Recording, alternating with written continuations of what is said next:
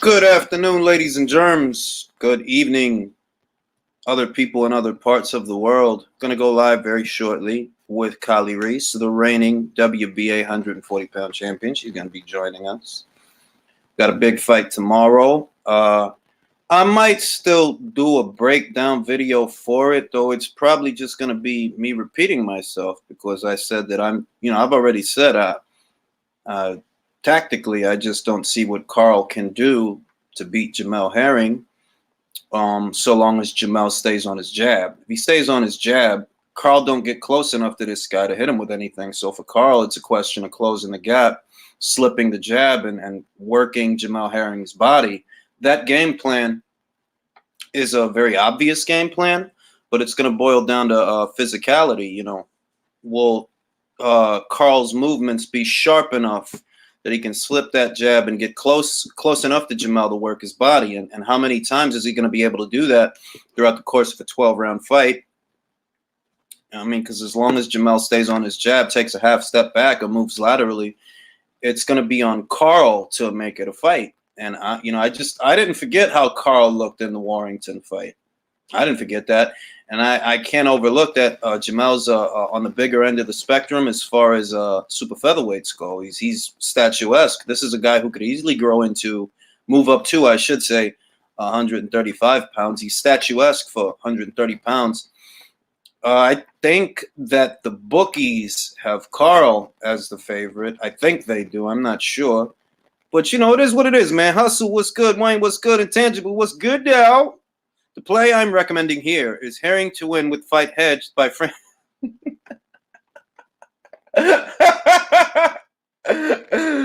Yo, I read that in my Dwyer voice, man. Oh, y'all cats play too much, man. Y'all play too much. Appreciate that, Victor. I'm not trying to count Carl out. It's just that that's what he has to do, and that's what has to happen. He has to get around the long southpaw jab of Jamel Herring. That's what he has to do. And it's a question of whether or not he's going to be able to do that. I don't know. Jamel's got a very good jab. You saw what he did to Masayoshi Ito with it. He kept them all at bay all day just with the jab. And Masayoshi is a bigger guy than little old Carl. Masayoshi is tall for 130 the way that Jamel is tall for 130. And Jamel just jabbed that man's head off. He never got to bring over the right hand. That's what a good jab can do. So, Martin Ramos was good. MCK was good. Onyx Mills was good. What's good with you? I'm going to be joined by the reigning WBA champion, Kali Reis. We're going to ask her the questions, spicy questions, questions that people need to know, questions people need answers to. We're going to find out the answers. We're going to find them out together. And we're going to cover some boxing topics, some burning topics in the sport of boxing, men's boxing, women's boxing. It's all boxing at the end of the day anyway. Iceman, what's good, Shen? G-Man, what's good, though? What's good with you, though? And like I said, the rules of engagement are the same. If you have a particular question that you want to direct to either myself or Kali that you would like asked, you got to send it in the form of a super chat because I'm not looking at that side of the screen. I'm watching the person I'm interviewing. So if there's any questions you want asked, hit that super chat button. That way I can see the color icon pop up on the chat and I'll know that someone has an important question that needs to be asked. I haven't seen King Kong versus Godzilla yet. I'm going to watch that later on today, make a family event of it. Bought a case of Coronas. I'm going to drink part of that case while I watch the movie. And I'm going to drink the other part of that case tomorrow when the boxing comes on. So, also that. But that's the play. Chocolate. Real rap, yo. That Ebony Bridges versus Shannon Courtenay fight is drawing closer. Very exciting times. I asked the boxing gods to make that fight. And you may or may not be aware of this, but the boxing gods know my name. They say it in the halls up there of Valhalla. It's the truth. All right. You know what I'm saying? We just going to wait.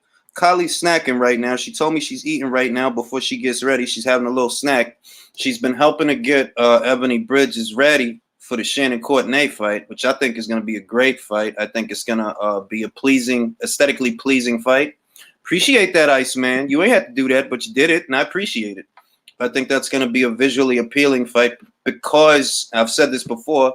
Both Shannon and Ebony are mid-range to inside fighters. They're close quarters fighters. Neither one of them is an outside jabber that's just going to play it safe and move around the ring. Both of them like to throw. So it's going to be a question of Shannon's speed and her good right hand versus Ebony's power. Because even though their quality of competition is a bit similar, with the exception of Rachel Ball, who's the best fighter that Shannon's ever fought, aside from that, the quality of competition is about the same. But I think that Ebony is a bigger puncher, and I think her punch selection is a little bit better than Shannon's. You know, Shannon got caught with that, I believe it was a left. Was it a left hook? It was either a left hook or a right hook. She got caught. She got caught while she was opening up. Whereas I noticed Ebony's punches is a little bit more tighter. She comes in that high guard, catches the shots on the gloves, on the arms, and then lets them go once she's close enough. So, you know, I like Ebony's chances. We'll see what happens. You know, it's going to be an exciting fight either way, and that's really what it's all about, being able to put on a show. And that's what it's all about. Nasmatic, what's good, dog? La República Dominicana. San Pedro de Macorís. Oh, you're right, G-Man. It was a counter left hook from Ball. It was a counter left hook from Ball. Is that my man Troy up there? Haiti! Who was the last young lady you interviewed? Oh, that was Zarina McCoy. She fights out of Las Vegas. Very talented, very, very talented. Pure boxer, southpaw. She's gonna be something, man. I could see it now. She's gonna be something because it's not a lot of pure boxers at those weights. It's a lot of scrappers, a lot of girls that want to get close to the other girl and just throw a bunch of stuff. Zarina is very, very polished, very cerebral. Good jab up top, good jab to the body. Southpaw, so that's going to frustrate a lot of people. Very good dimensions for the division because she don't have to stay there. She could move up at least 2 more times. And she's so young that she could make that weight now. And as her metabolism slows when she gets older, she could move up to different weights and she'll fit right in. Her name is Zarina McCoy. That's Czarina McCoy. I'm sure you know how to spell McCoy. Very good fighter. Very, very good fighter. G-Man has Ebony Bridges on points. A fair assessment. It's anybody's fight, bro. It's a mid-range to inside fight, close quarters fight. So it's anybody's fight. If you want to pick Shannon, you know, if you think Shannon's going to win it, hey, you can pick Shannon. If you want to pick Ebony, you can pick Ebony. But I feel that Ebony power has to go to Ebony. And I kind of feel like even defense a little bit would have to go to Ebony because she tucks up real good. She gets in that high guard. She catches the shots, comes forward, catches the shots. And then once she's close enough, she lets them go. She rips shots to the body, tight uppercuts upstairs. She fuck do it, man. Australia, man. Ivan Georgiev. I was goody, Ivan. All the way from Bulgaria, my man Ivan. And remember, that's if Ebony don't knock her out. Anything's possible. Bridges is good, but does she get a bit wild when she hurts her opponent? But she does get a bit wild when she hurts her opponent. I think a lot of people do, but given the sparring that she's getting, she's got a good stable of people around her that have a lot of experience. Like right now, Brian Cohen and Kali are helping get her ready over there in Philadelphia. That's north of here. I won't give up my location because I'm in a secret military installation and I'm not at liberty to divulge that information to all of you. But she's up there up north. She's working with good people that'll get her ready that have a lot of experience, especially in championship situations. Remember, the Empire Stable of Fighters hosts 3 of the 4 world champions at 140 pounds. 3 of them. Mary McGee, lots of experience. Kali Reis, lots of experience. Cristina Linardo too, not as experienced, but experienced. It's a good stable of fighters. I would like to see them on Ring City, because Ring City is making a lot of fights possible. I would like to see them make an appearance on Ring City. I don't know if they will, but boxing gods make it happen. You know what I mean? And we'll see, man. Because that's what it's all about, dog. It's all about exposure, dog. That's what it's all about, dog. William Hilton. Who's Katie's next fight? Katie Taylor's next fight is Natasha Jonas, her Olympic rival, one of her Olympic rivals, who I've heard some things. There's Kali. Okay, so let's get Kali on real quick. All right, let me introduce you. I'm happy to bring to all of you former WBC champion, current reigning 140-pound WBA champion, Kali Reis. How you doing?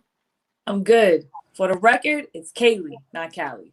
I'm sorry. That's all good. No, don't worry about it. Everybody does it. Like Kali Reis. I've been mispronouncing it for like 3-4 years now. It's all good. No worries. Everybody does it. It gives me. It's a conversation piece, so I can talk. I can correct it. It's all good. All right. So, first question I want to ask you. I'll start off with an easy question. What's your favorite thing about being a boxer, and your least favorite thing about being a boxer?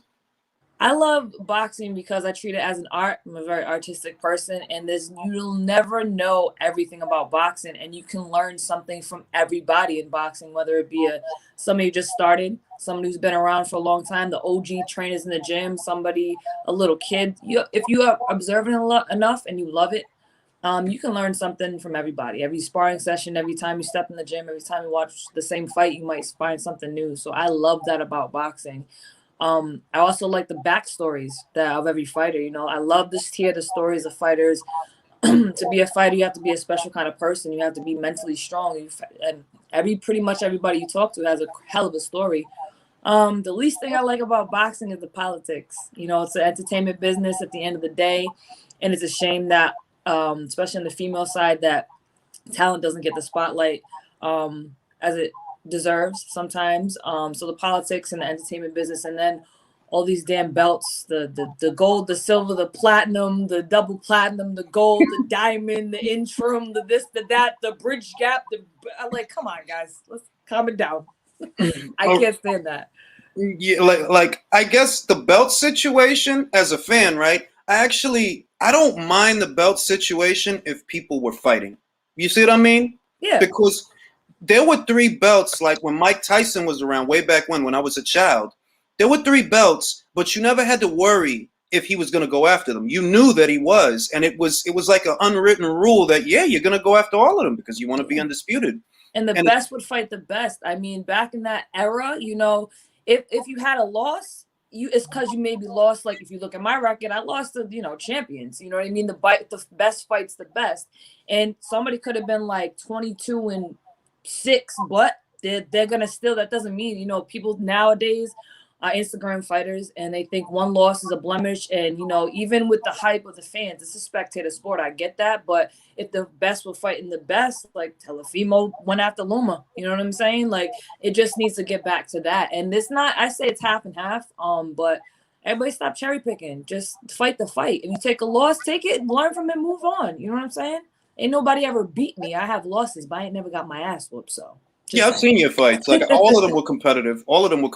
And it goes back to and I talked about this before that Mickey Ward and Emmanuel Augustus, they had a fight. It was a great fight.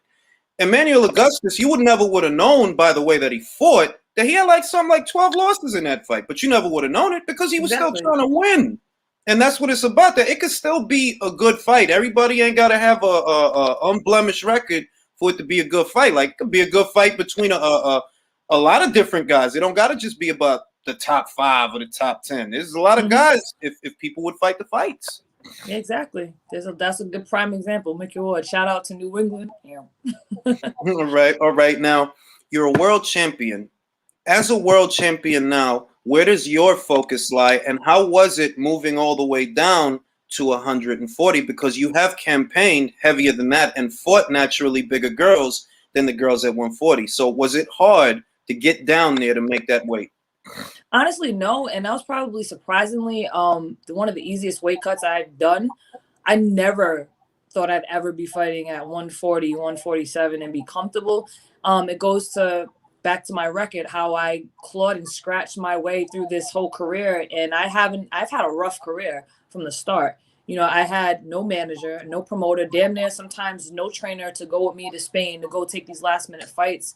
And I walked around, you know, I'm a bigger girl. I mean, I'm dense. I'm like got that fried bread density, but I'm not a big girl. I'm not really tall. I'm a shorter middleweight. So I was walking around at 160, but also fighting at 160. I didn't really know any better per se because I could crack, I could knock those girls out, I could brawl, I could box, I could do it all, but I really didn't have anybody paying, you know, one-on-one attention to me saying, you know, okay, why don't we try to move down a little bit because I feel like you'd be faster, I think you move better.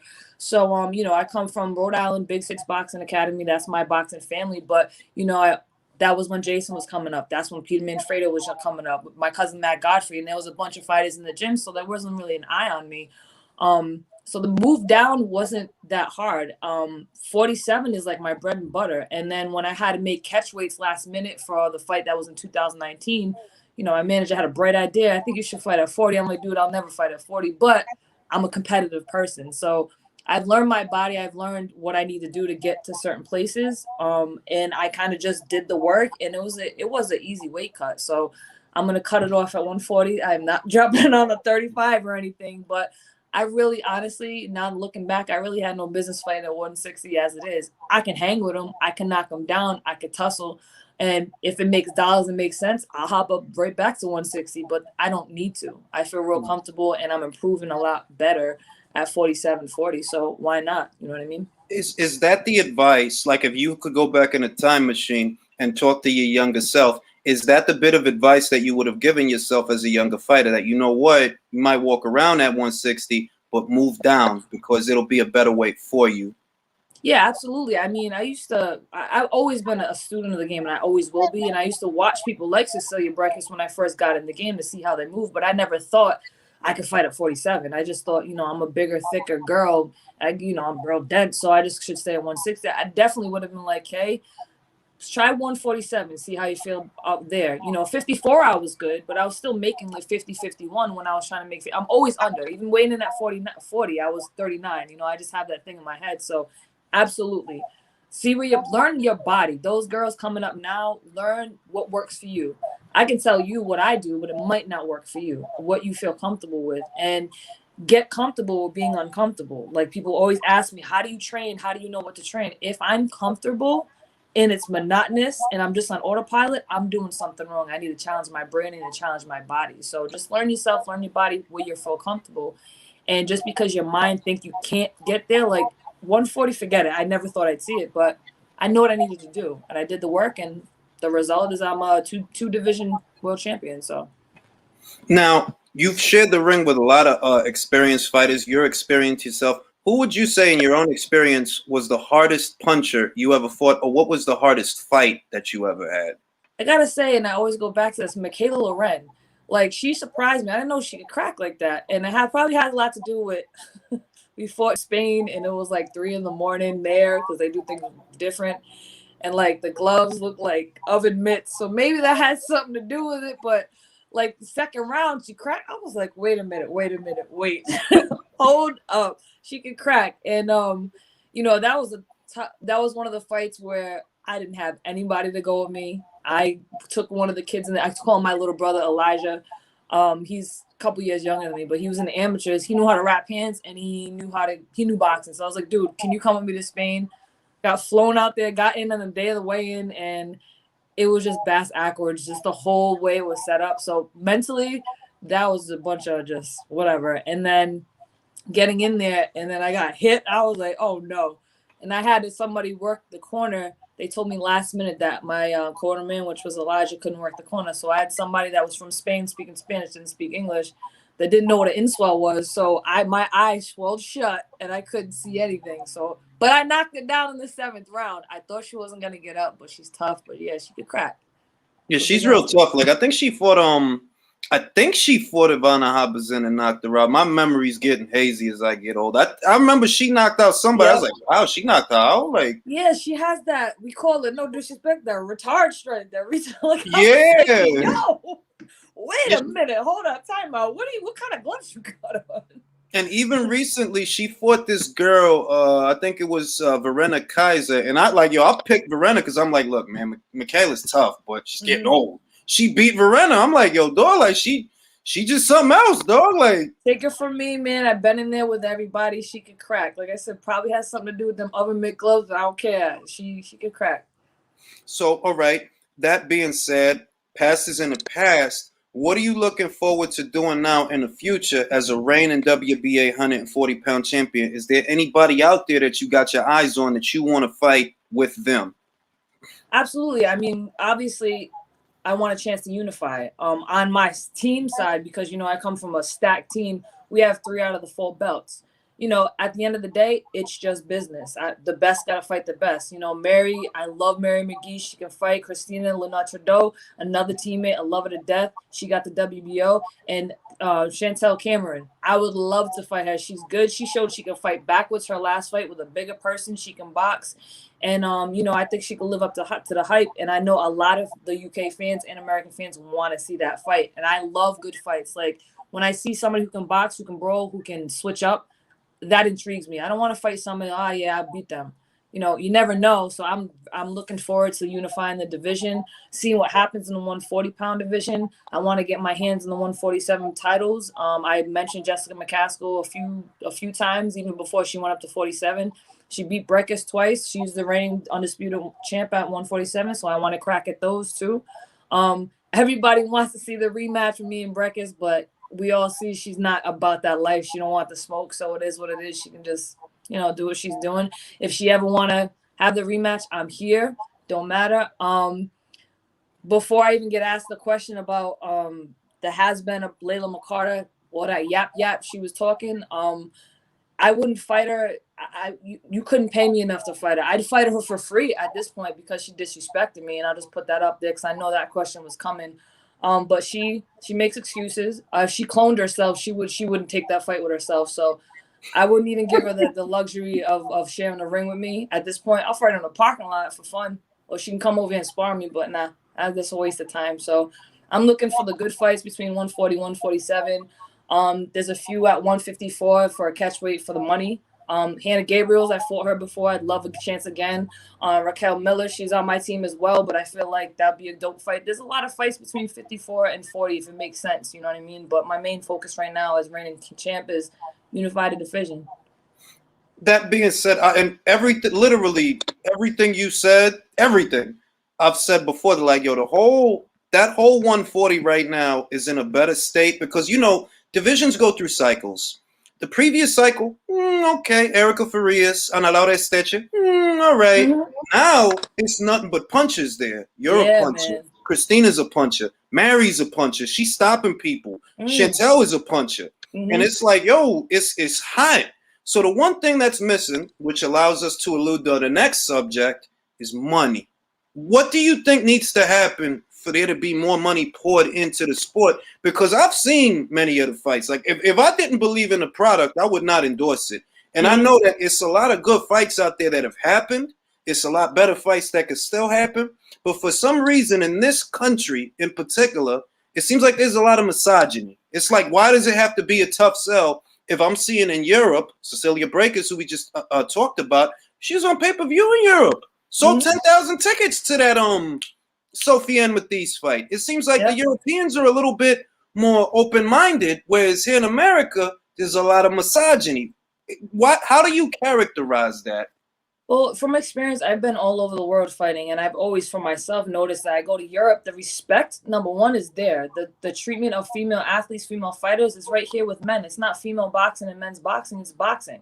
There's females headlining fights, there's males headlining fights. If there's a title fight and it's a female fight, that's going to be the main event. Doesn't matter. There could be a 10-round, maybe an eliminator male bout, but that doesn't matter. This is the more important fight. It's the world title. So as far as holding athletes and holding female boxers up just the same status as they do the male boxers, we're getting there slowly but surely. You have so many pioneers in this era, I feel like I'm like the J. Cole of women's boxing. I'm like in the middle. I'm not a veteran, but I got veteran experience. But I feel like my career has gotten revamped because I got my team behind me now. So, and also I look at how MMA treats their female fighters. It's fighting. They put a lot of females on those cards. It's like half females, half males. They televise it. Whatever the best fight is. You have a 3-rounder here and it's a male or a female, they're not going to be televised. The better fights are just going to be televised. I think we're getting there, and people like yourself are starting to see that there's so much talent.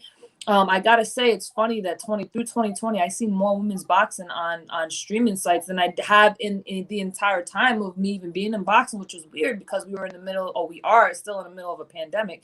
So promoters like Matchroom, Eddie Hearn doing a great job putting up these great female fights. Even with Ramala Ali, her debut was televised. That's good. We need to see more of that, and I think we're getting there. But taking female boxing seriously and stop saying women's boxing and men's boxing, just boxing. You know what I mean? Am I an advocate for 3-minute rounds? I wouldn't go to work for an 8-hour shift and do 8 more hours for the same pay. However, adding 2 more 2-minute rounds to undisputed world championships, I think that needs to happen. 3-minute rounds, you can argue the fact, but I see, you don't really see any bad female fights. It's 2 minutes. We got to let 1 less minute to fight. You know what I mean? If there's a bad male fight, then you got 1 extra minute in every round to watch that boring fight. You know what I mean? So there's just different aspects of it. But I think that we're on the right track. We're on the right track. I'm glad that you brought that up, because it's like you can't address the 3-minute round without also addressing the pay scale. They're like, well, all right, you could be like, yeah, give them 3 minutes. Let's let them fight for 3 minutes. All right, what about the bread, though? But then when we address the bread, it goes back to what I think, at least, is the marketing issue, because I think it's a marketing issue more than anything else, that they're not brought along properly. For example, and I've said this many times, the situation at Showtime with Clarissa and them parting ways, I feel that they didn't invest in those divisions. I feel that they could have gotten other, because you notice when Top Rank has a fighter, they don't just show you that fighter. They show you other fighters in that fighter's division and build them up parallel to each other, so that by the time they're both here, you got a super fight. They did it with Lopez and Loma. Whereas on Showtime, I said, okay, well, they got Clarissa, cool, but what about everybody else? What about Raquel Miller?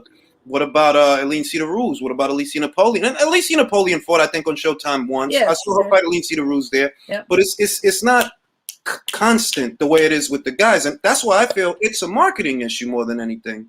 It's being treated still as a novelty. Like, we have a special attraction female bout. No, you should have like 2 or 3 televised. It should just be, like you said, especially if it's relevant to the world title fight like Clarissa fighting. You should have somebody in her division that's also fighting, or 2 other people. That's what I think, especially having a situation that's so unique as the 140-pound division. Everybody got a belt, so there could be a tournament. You can have 2 fight the 2, the winner fight the 1. I mean, it's so interesting. I mean, and you can put that even in different weight classes, just so you can see the different talent, the different, even if it's like a 130 fight and a 140, 147, we're so versatile that, hey, maybe the 147 might end up fighting a 135.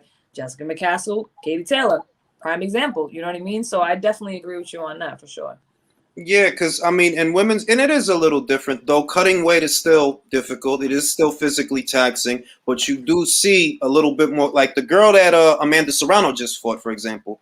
She went from 118, next fight, 122, next fight after that, 126. Mm-hmm. There's a lot of malleable fighters that, they'll move around, and it makes things possible. You know what I mean? I mean, as women, we have to, because the opportunities as well, too. I mean, also with the 2-minute, 3-minute round thing, if you have women go 3-minute rounds, there's no room for 2 or 3 female fights in the card because of time issue.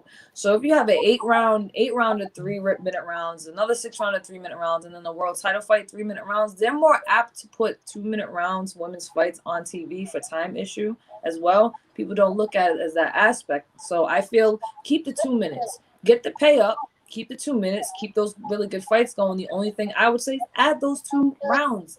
Let's get 12 twos for world title fights. Because I guarantee if there was 2 more rounds, that's to say you break this fight. You can quote me. She would not have walked away from that fight. I'm a late starter. It is what it is. You know what I mean? I take my losses. I learn from them. But people say we want to see knockouts in female fighting. Add 2 more rounds. Start there. Add 2 more rounds just to get the pay up. Because if you see the pay difference between No, I see female it. and men, it would make you throw up. Sometimes I look at, because it's public information, I look at the sheet, I'm like, wait a minute, what? No, yeah, It's and, so and, and I've, bad. I've I've talked to fighters, not necessarily, live like this, and just things that they took, and it kind of broke my heart. Like I'd be feeling like, yo, you want some money, but I can't do that. I can't open that door. But I'm like, yo, though, like it's wild and it's not right. And I'm like, yo, it's ways to do things, and I see that those who have the I guess the ability to do them, they just don't want to, because I'm telling you, like, if I was in the seat of some of these executives, these are not hard fighters to sell. These are not hard fights to sell. You just got to put them on TV. Once you get that ball rolling, that okay, well, we got Kali Reis, and we're gonna make Kali Reis's fights for. I'm sorry, Kali Reis's fight. It's what's the habit? Kali Reis's fights synonymous with a particular male fighter's fights, because I remember that's what they did with Christy Martin and her old fights, that she would appear on certain undercards. If you do this enough with enough fighters, people don't notice anymore, and that's what you're shooting for. You don't want them to notice. No. You want it to be as regular, because that's how it is in it. Like not for nothing, I didn't care about that Adesanya fight, right? I didn't care about it. I was really tuning in to watch Amanda. But it was on, so you watched it. I didn't even know she was fighting. I was like, let me go on. Oh, I was on the treadmill, like, oh, okay, there's another female fight on it. It's regular. Yeah, like, it's not shocking. That's what I'm saying. Like, and I credit that, even though I'm not big on MMA, like I'm really not. I just the rolling on the ground. Like if that was my block and 2 people was fighting, they'll pick us up and break. Like, well, what are y'all doing? Fight, bro, fight. Like, get off the ground. So I'm not into the wrestling and and respect to their craft, respect to what they do, but it's just not entertaining. Now, I don't tune in for that, but I was like, oh man, Munoz is fighting. Well, I gotta watch this joint. She gonna kill that man. And I watched. I was like, yo, she beat her ass. I was like, and you don't notice anymore that it's like, yo, it's 2 girls fighting, but it ain't. And you ain't supposed to notice it. It's supposed to be. But there's skill. There's such skill from atom weight to heavyweight. There's skill. There's skill there. And like I said, the pool is so mixed from like 130 to 160. It's insane. And you got the thing is too. We don't, as females, we don't want to shortchange ourselves. So I battled with that moving along my career. I didn't get, when I got fought for WBC in New Zealand, I didn't get paid. The promoter stiffed me. First of all, I took a pay cut, and I'll say this on live. I was taking that title fight for $5,000, and I still didn't get paid. The promoter stiffed me. So I have stories for days, you know what I mean? But it's like you don't want to shortchange yourself, but you also don't want to say no, because we still want to fight. So you it's that fine line that it's easier to walk now, because promoters and people are seeing that people tune in to watch the fights. And of course, we live in a social media world. So that's part of our job. Like if I didn't have to be on social media half the time, I probably wouldn't, but we got to stay relevant. So the more and more they put females on, and the more we're walking that fine line. You don't want to outprice yourself, but we want to get paid because we can fight, but you don't want to take the fight for $800. But then again, it's like, damn, do I take it and just because I want to fight, or do I not? So it's still teeter-tottering over that little line. You know what I mean? Would you say that the business now, at least, is in a better place than 5 years ago? Absolutely, because I've been around for a good 20 of them, and I would never change my career, and especially being able to be around the people that I'm around all the time to understand the business. It's getting better. We still have some work to do, but at the end of the day, people got to realize this is an entertainment business just like anything else. So you have your good people in boxing, you have your bad people in boxing. Just know the difference between the two. Know your brand. If you're female or male, know your brand. What are you trying to portray? Because it goes beyond left hooks and right hands and jabbing. You have to learn how to do interviews. You have to learn how to speak. You have to, I know you from the hood, but if you're in front of a type of audience and you're trying to draw in those fans to tune into your fights, be versatile. Know what kind of audience you're in front of. I go to the block, yo, what's up, homie? But I'm not going to do that at the National Mall. I've spoken there too. You kind of have to know your brand. You know what I mean? Be versatile, just like you are in the ring. outside of the ring. This is your brand. If you just want to be looked at as a dumbass fighter that goes, oh yeah, you know what I'm saying? Do that. That's what's up. But my advice is maybe just learn your audience. You know what I mean? Yeah. I do interviews with elders, native elders. I'm like, yes sir, no sir. I do hood shit. I say hood shit. You know what I mean? Just be versatile. Yeah, because and I learned this when I was a child. Like if I go to a job interview, I keep like, yo, yeah, I want the job, B. Yeah, yeah, I could do that. I could do that shit. Like, feel me? Like, no, I'm not, I can't talk like that. Like, yes, Yeah. sir, I can do the job. I am fantastic. I am stupendous and all of that. And that's how you gotta be in life. Like, bro, I can't talk to the president of the United States, for example, the way I'm gonna talk to my man in front of the bodega. Like, nah. Exactly. And it's just knowing business. It has nothing to do. Everybody do you, boo. If that's how you want to portray yourself. I have no hate in my heart. I don't care how people carry themselves. It's just that the same ones doing X, Y, and Z might be complaining on why they're not getting X, Y, and Z. You know what I mean? So just know your brand, know your business. It is a business, and boxers who think they know the business don't understand the business that you're in. Especially, again, here I am being kind of contradicting, but women's boxing is a little different business than it is men's boxing, unfortunately. But at the end of the day, boxing is boxing. Just know your business. Know what fight you can price yourself high. Know what fights or what card or what promoter or what television, the platform you're dealing with, where you can say, their budget is probably about 75 grand. So I'm not going to get 25 grand for this fight. So maybe I'll stick at 7,500. Be happy with that because it's only 8-round keep busy fight. That's the kind of business, know the business that I'm talking about. You ain't going to know the ins and outs. I definitely don't. Do I know more? Yes. Has it gotten better? Yes. Am I always observing and trying to find out and just have conversations with people in boxing? Absolutely. Well, that being said, all right, I guess now one thing that's been on my mind as soon as I knew that we was gonna have this conversation, you're helping Ebony Bridges prepare for the Shannon Courtenay fight. Yep. How do you view Shannon? How do you evaluate her as an opponent for Ebony, given what Ebony's strengths are? Because there's a lot of people talking about this fight. A lot of people are very split down the middle because they're both very good fighters. Mm-hmm. They both have the same sweet spot. They like to fight in close quarters. How do you evaluate Shannon's strengths and weaknesses? And this is where I come and I love talking boxing because I'm not biased at all. You know what I mean? When we got the call for her, I was excited because Styles makes fights. Shannon's not bad. She's not a bad fighter. She's a good fighter. Otherwise, Eddie wouldn't be behind her if she wasn't. She comes in, she throws a good one too. She does expose herself a little bit. You know, she likes to hold her hands down low.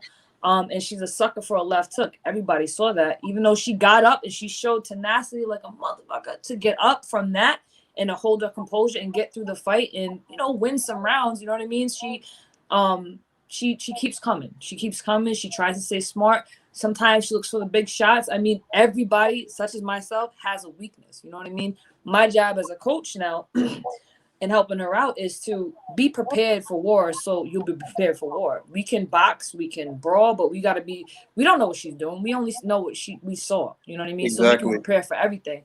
My biggest thing, especially from being a fighter and also being on the coach side, is don't worry about what she's going to do. Just be worried about what we're going to answer with, what we're going to start with, what our game plan is. We're really big on game plan. Myself and Brian Cohen, my manager, and our coaches here, huge on game plans. And that's something I also never really had going into my early part of my career. So we're working on everything, ready for everything. What people I don't think realize about Ebony is she hits like, and again, I'm gonna use this term, a retard. Like she hits like a mule. I fight at 150, 140 pounds, and she's cracking. For somebody her size, she cracks. And that girl is a boxing sponge. Once you say, she does. So there's things that we're practicing. We know what her strengths are. We know what her weaknesses are. We work on our weaknesses and we come up with a game plan, and that's why she's here. She listens well. It's like playing a video game. I'm excited for the fight because, again, Styles makes fights. So I know Shannon's going to come prepared. She was preparing for ball, which is tall. I'm sure she worked on working the body a little bit more. So we have our game plan. I'm very confident with Ebony. Like I said, because the brain that I have, and as well as Brian, and because we have that connection, all three of us, the whole camp has been really well. Ebony's a bit of a perfectionist, but she's a Virgo like me, so it's all good. She's a hard worker. She's like me. You have to kind of save her from herself. Like, yo, just go sleepy night. It's just go sleep. You know what I mean? But she loves boxing, which makes it her a pleasure to work with because I don't know everything. Brian don't know everything, but we watch boxing together. We'll watch this fight and we just talk about it. We come up with a game plan. So I'm looking forward to this fight. It's gonna be a really, really good fight between the two of them. I have to say, I'm not biased. I've watched them both come up. I do kind of lean towards Ebony because one thing about Shannon, goes right back to what you said, she's vulnerable. She's a sucker for a left hook. When she opens up, she can be caught. I feel like Ebony's, she comes in that high guard real tight, catches those shots on the gloves. If she gets off one of them uppercuts, it might be a wrap. It might, because I'm not selling it. I'm being dead ass as a gambling man. If she catch them shots, swoop, one of them short, it could be over. Because she hit. I don't know how to gauge their power because they have no common opponents. But I notice when Ebony hits girls, you kind of see it like, yo, they didn't like that. She didn't like that. No. Shannon has a good right hand, but that's against girls like Dora the Norek that they defend with their face. She hurt Rachel, which is saying something. She did hurt Rachel with an overhand right. She hurt her, and that's where she got her in the corner. But she was careless when she just kind of went wild. We as boxers, I guess you learn how to finish people off late.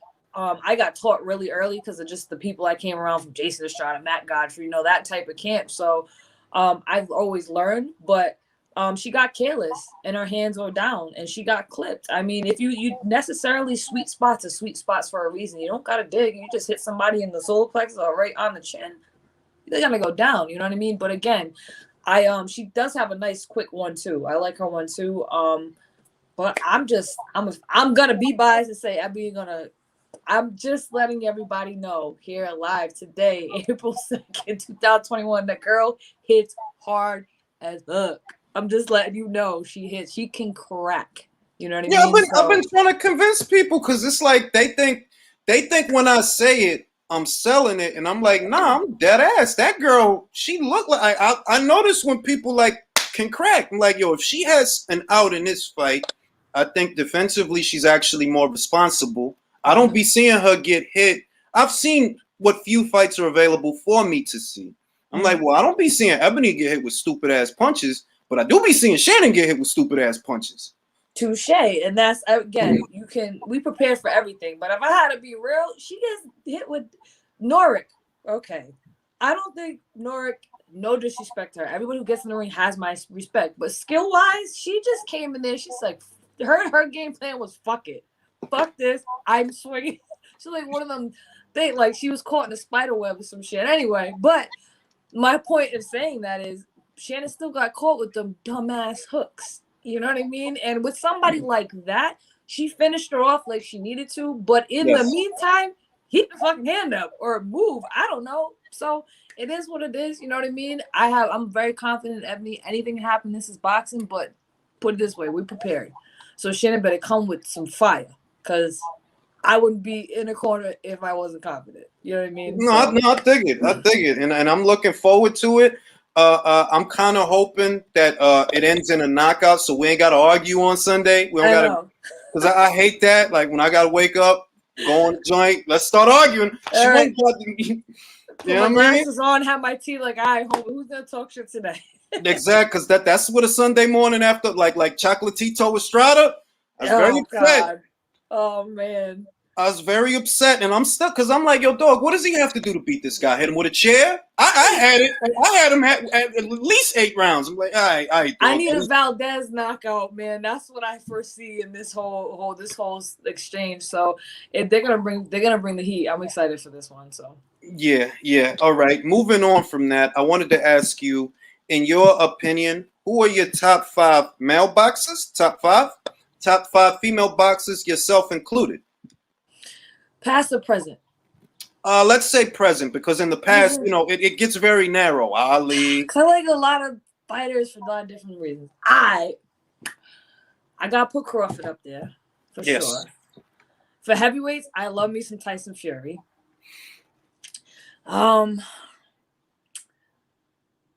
Man, you really put me on the spot here, bro. Caleb Plant. I love Caleb. I do. Canelo. Let's go back down to 140. 147. Number 5. I like Tank Davis too. I gotta put him in the top 5 too. See, but we put me on the spot. I like Boots. I love Boots from Philly. That's my homie. I love him. You know Boots is good.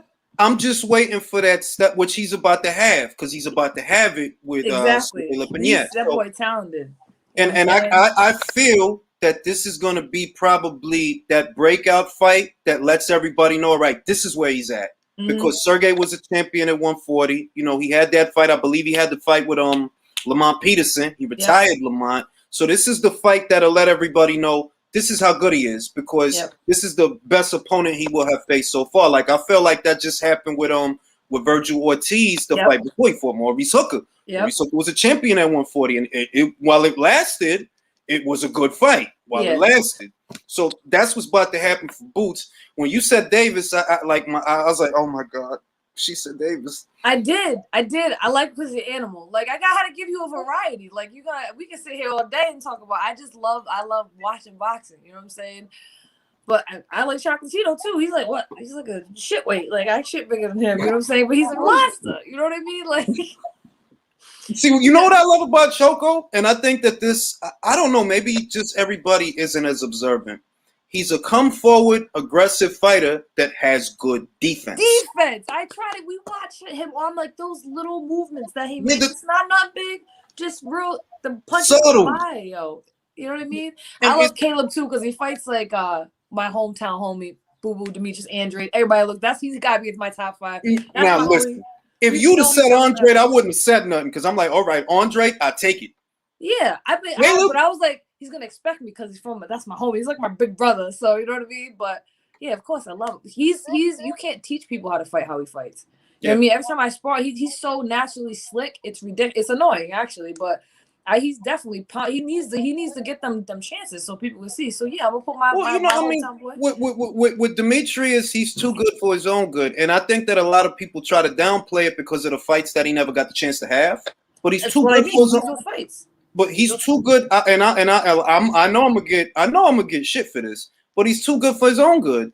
It's like when you good and people can't really see nothing, they don't want nothing to do with you. Like, nah, I'm good. I don't want to fight him. I'm good because he's with a major promoter. He's all right. So where's the lie? He's the most avoided fighter right now. Where's the lie in that? Like, nobody wants to fight him. I'm like, yo, what the fuck? I've been saying, look, him and Triple G, they on the same promoter. They fight on the same platform.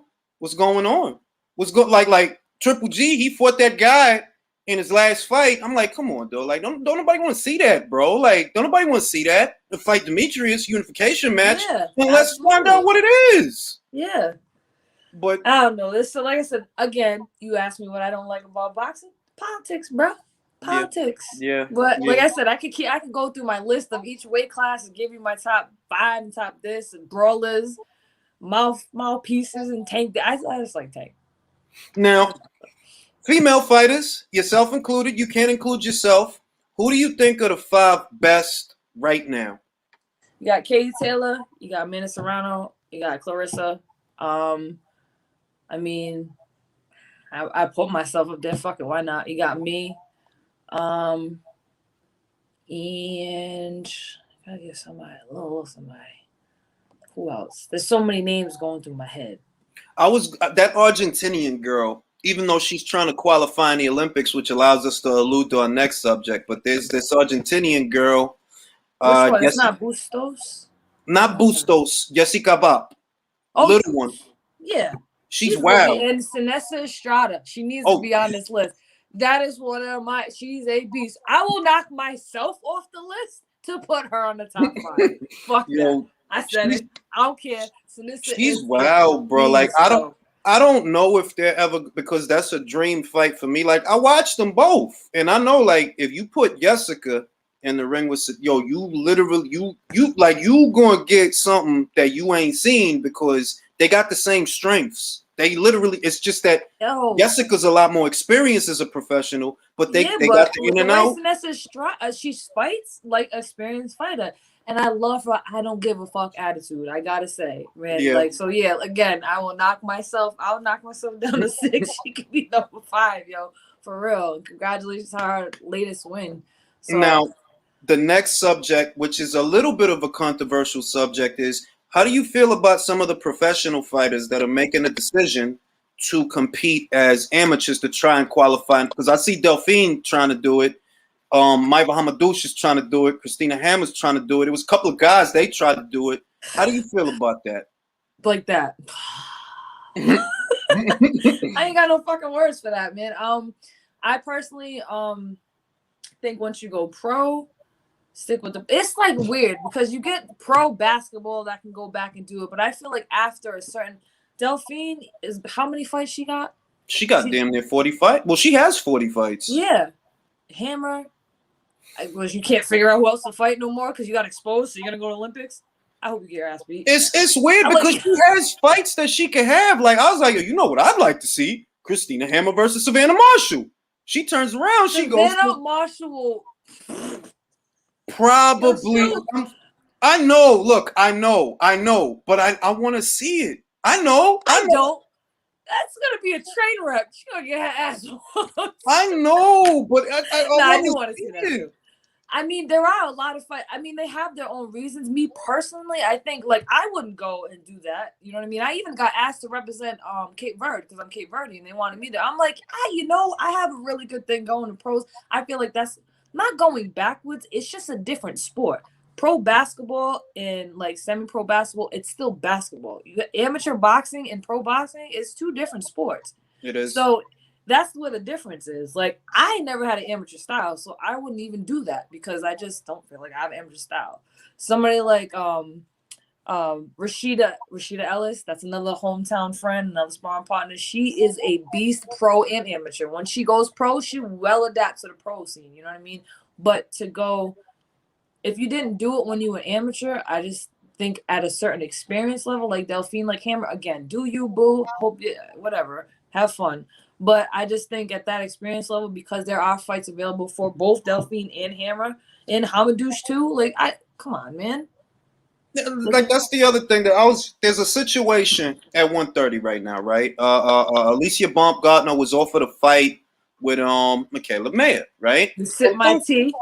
But I ain't gonna say nothing. I'm gonna just say that it's not looking like that fight is gonna happen. So I'm like, all right, if I'm the people at Top Rank and I want to give Michaela a breakout fight, right? That is like, okay, well, this is gonna be a blip on the radar. Call Delphine. Why? Because Delphine fought Katie. There's people out there that think she beat Katie. Put her in there with Michaela. Oh, I know. This all makes sense. And again, just put it in your head that I'm around a lot of people in boxing, so I get to hear a lot and see a lot of things in the background. So I'm just waiting. I ain't saying nothing. I'm just waiting to see what happens. But I would love to see either of those fights. Michaela Mayer, man, she's a beast. She can box her ass off. I love that girl. Alicia Baumgartner, been in the ring with her too. The bitch can crack. Love her to death. I want to see that fight too. Delphine is like the Energizer Bunny. She don't fucking stop. Like, so I'd love to see Michaela Mayer against Delphine. I think, like you said, a breakout fight for that would put her up a notch. And a breakout fight for Alicia fighting Michaela Mayer, either way, that's both good for both of them because they're both really good. So really, and a lot of people, they going get mad at me because they know I like Eddie Hearn as a promoter. But I come from a consumer's angle. They're like, well, look, when I want Eddie to make a fight, the goddamn fight get made. So yeah, I'm gonna like him. I want him to sign a lot of these U.S. female fighters because I feel like if the U.S. female fighters are with him, they'll get fights. And that's what it's all about. They'll get fights, they'll get seen, and it'll be, even if it's on undercards, they'll still get seen and they'll get paid. They'll get paid. Because you want people to get like, bro, I don't want nobody to be broke out here get punched in their face and ain't got no money. No, like, nah, like I want people to get paid. I would like for him to sign Alicia Baumgartner. I would like for him to maybe sign a couple of y'all, get something going, get a tournament going, because I heard Kel Sorland, who made the World Boxing Super Series, and his brother, last year they were talking about, okay, season 3, and they're talking about including a women's division for the tournament. 140 is a great division. Why? There's 4 champions. Yeah. There's 4 champions. There's a couple of seeds you could use as contenders. That's what I'm looking forward to because they just got through some big merger, big thing, big business, all that stuff. I'm like, yo, dog, like it's gonna take that because the American promoters don't seem to really on the level of a Fox, not on the level of yes and no. Again, because of the people I'm surrounded by, I get to hear a lot of the conversations. But the politics it goes way deeper than obviously than the surface, like anything else. But a lot of times it's like that one person that's being difficult, in a decision. And most of the time, 9 times out of 10, it has nothing to do with the fighter. Michaela Mayer, she bought it. I'm sure she wants to fight both. And I know for a fact that Delphine and Alicia want to fight Michaela too, but Delphine is focused on Olympics, and there's politics, I'm sure, that have to do with the Alicia thing, but it's easier said than done.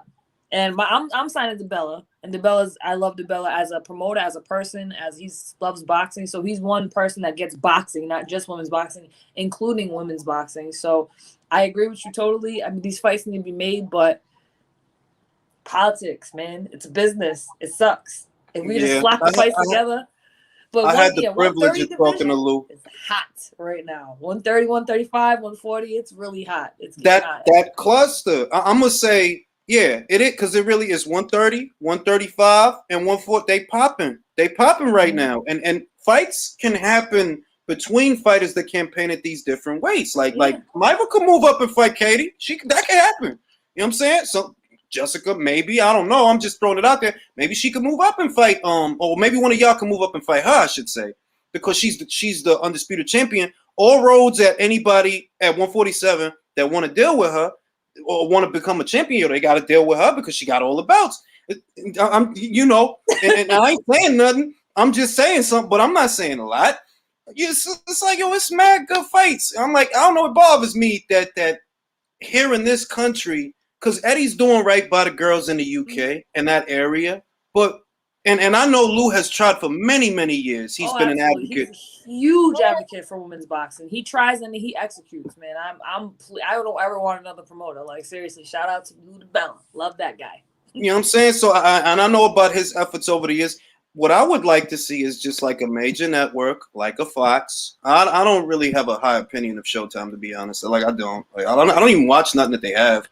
But, like an NBC or a Fox, somebody like that, yo, invest. I'm telling you, it's money. Because I don't know if it's that they don't know how to market the fighters, but I'm like, yo, do you know how much money? If I was an executive, if I'm a Bill Wanger or something like that, man, I turn this shit out because it's like they don't know how to make the money. Like, they don't know how to set, and it's easy.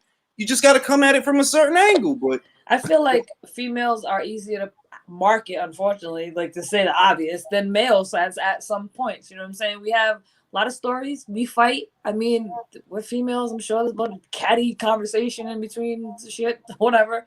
But they'll get made. Hopefully, they'll get made. No, it will. 147 right now. Division is like. It's like that right now. I feel like everybody's like dispersed or whatever. So 54. Clarissa was talking about going down to 47 to whoop somebody's ass at 47. But it won't happen. Jessica, I don't know. It won't. Look. It won't. I'm gonna tell you why it won't happen. Jessica got so many options right now, right? That beyond this Taylor versus Jonas fight, after that, if Katie wins, where's she gonna go? She gonna go up. She gonna go up to 47. Maybe she has the rematch with Jessica. It's more money in it for Jessica in that rematch than with Clarissa. It's more money. So it's the natural choice. If she were to beat, I'm not saying she would or wouldn't, but I'm saying scenario-wise, if she would have beat Jessica, become undisputed at 47, does Katie stay as a welterweight? Hell no. She ain't a welterweight. No. She'll go down. She gonna bump into one of y'all. She might bump into Christina. She might bump for rematch with Christina. Yeah. Or maybe she bump into Mary. Maybe she bump into Chantel because Chantel won't smoke with her. It's like, I've heard Chantel say she want to fight Katie. Katie is another one of my regular sparring partners too. We talked about that, like joking. I'm like, hey man, I win this 140. We might have to have a super fight to make that money. So you know what I mean? So there's a whole bunch of options. I've been in there with almost everybody. People don't realize I just move in silence. I sparred Marie DeCare. I sparred Ivana Harbison. I've sparred everybody. Everybody calls me. I'm like, all right, whatever. I get in there with whoever. Hey, see, but I'm gonna tell you that's the way to be. Moving side because like advertising, telling everybody, like I don't tell everybody everything I know. I don't be telling people, and I'm not going to. Nope, Not gonna I just be start. like that. I just be where I'm at. All right, For because real. as a I'm a Capricorn, clairvoyant. It's gonna happen. It might take another year or two, but Yeah. it'll hit. And when it hits, the These growth is fights are gonna gonna be. happen. It's gonna be exponential. It's gonna be like this gold mine has been sitting here this whole time, and we just realized we can capitalize on it in a big way, so that the fighters get paid, so that the fights get made, and so that the sport grows. Because a lot of the guys, it's like it's things that's not happening that need to happen with the guys, but the girls they've been taking risks for less money than the guys be getting. The girls, we fight. Like I said, good fighters want to fight good fighters. Like I want to. Like people always ask me, you want to fight Clarissa Shields? Absolutely, I will if it makes dollars and it makes sense. Am I gonna go at 160? Hell no, she gotta come down. I'm not that stupid. But no, if it makes dollars and makes sense, good fights intrigue me. Like I don't want to take these stupid little fights. You know what I mean? So of course, yeah, people. I don't have no beef with nobody except that dumbass Layla McCarter. That's it. That's the only person I have beef with. It's boxing. You know what I mean? That's what we do. This point in my career, though, being an elite athlete and being a pioneer to try to get better pay. I'm not gonna take a fight with somebody like a Clarissa Shields for fucking 10 grand on a card that nobody's gonna see. We gotta hype that up. Anybody, Katie, Jessica, anybody I want to fight at that caliber, there's a caliber of fighters. Of course, we gotta hype it up. We gotta be smart about it. I think we're on the right page and we're on the right road, on the right track, especially with people like Eddie Hearn, like Luda Bella, that's really behind women's boxing, and just looks at it as another good fight. Yeah, because Layla's had a lot of beef the last couple of years. I try not to, be negative, but it's just been a lot of things. It's been a little bit weird. God bless her. Whatever happens, she's going to Dubai. She's gonna have a fight over there. God bless her. Hopefully she travels safely. No hate, no nothing. I just got disrespected on her end, so I put it out there again. I'm not gonna. She always has something to say. Well, not even her. Tappy always got something to say. I'm not gonna beat a dead horse, and I don't hate anybody. But the beef I got is I got disrespected. So do I have a bone to pick? Absolutely. But just like you, clairvoyance, I'm gonna see you. The world is small. I travel a lot. Just saying. I take that. That's a soundbite. Look, man. It's been a pleasure talking to you. I hope to have you back on again sometime. Absolutely, anytime. Best wishes. Stay COVID free. Absolutely. Thank you so much. And keep us updated on where because I know y'all about to go to the UK. I know y'all about to go over there to Rumble. So keep everybody updated about that too. Absolutely. Thanks a lot. No problem, man. Have a good day. To Courtenay, as we say in Wampanoag. Thank you so much. No problem. Best wishes. Bye.